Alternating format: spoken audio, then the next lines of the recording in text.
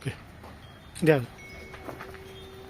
साहेब मागच्या कार्यकाळामध्ये जे कामं झाले नगरपालिकेमार्फत ही सगळी बोगस आहे. एकनाथराव खडसे महाराजांचं स्मारक तयार करणे व पंचशील नगरमधील बौद्ध विहाराचं नूतनीकरण 2 मजली करणे हे आणि दर्गेचं हे पहिल्या ठरावामध्ये पास झालं पाहिजे साहेब.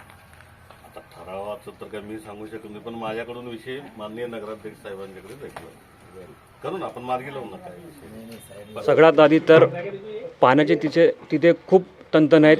पाणी वेळेवरती येत नाही. 15-15, 20-20 दिवस पाणी येत नाही. त्या ठिकाणी साफसफाई नाही. आमच्या महिला भगिनींना खूप कष्ट घ्यावे लागतात आणि प्रत्येक भुसावळचा नागरिक हा टॅक्सच्या रुपयामध्ये तिथे टॅक्स भरतो.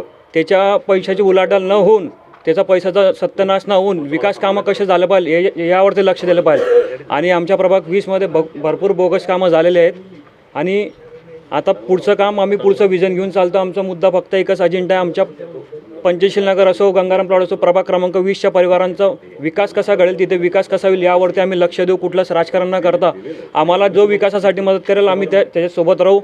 आणि जे कुठले अधिकारी असतील पाणी वेळेवरती नाही देणार, आम्ही प्रेमाने सांगू. जर नाही असेल तर आम्ही धारेवरती धरू त्यांना.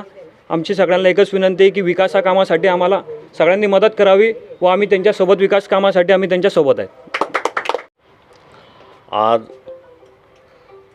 प्रभाग क्रमांक 20चे सन्माननीय नगरसेवक श्री राज चौधरी हे विविध प्रश्न घेऊन निवेदन सादर केलेलं आहे. यामध्ये पाणी, स्वच्छता, त्याचबरोबर विकास कामांच्या संदर्भातलं निवेदन प्राप्त झालेलं आहे.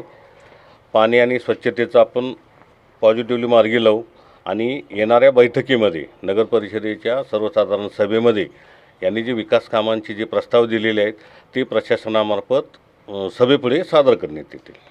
सर, आता नुकतंच नगरपालिकेचे निवडणुकी झालेले आहे, निकाल झालेले आहेत, परंतु आतापर्यंत नगरपालिकामध्ये नगराध्यक्ष यांनीच पदभार स्वीकारलेला नाही आहे. मग हे कसं मार्ग पूर्ण होणार, केव्हा स्वीकारणार आहे, काय? भुसावळ नगर परिषद सार्वत्रिक निवडणुकीची मतमोजणी दिनांक 21/12 रोजी झालेली आहे. आज म्हणजे दिनांक 23 डिसेंबर 2025 रोजी राजपत्रात आपण प्रसिद्धीसाठी दिलेलं आहे. येरवडा प्रेस पुणे येथे ते राजपत्र आल्यानंतर पहिली सभा होईल. त्यामध्ये उपनगराध्यक्ष निवड, त्यानंतर मग स्टँडिंग कमिटीची फॉर्मेशन होईल, विषय समित्यांची निवड होईल, त्यानंतर प्रशासकीय कामकाज सुरू होईल.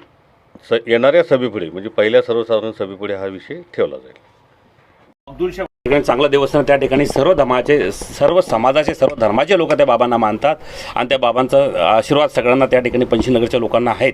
त्या ठिकाणी माझी विनंती आहे की त्या ठिकाणी त्या बाबांच्या दर्गासाठी आपण ते नवीन बांधकामासाठी आपण त्यालाही प्रस्तावामध्ये मंजुरी द्यावी आणि प्रस्ताव आपण ठेवा सभागृहामध्ये. तो प्रस्ताव कसा पास करून घ्यायचा आहे ते आम्ही आमच्या स्किलनं पास करून घेऊ. कारण फक्त मुख्य अधिकारी महोदयांना विनंती आहे की त्यांनी आपल्या अधिकाऱ्यांना सांगून, आम्ही पण सांगतो, तुम्ही पण सांगू, तिथं प्रस्ताव तयार करा पटापट.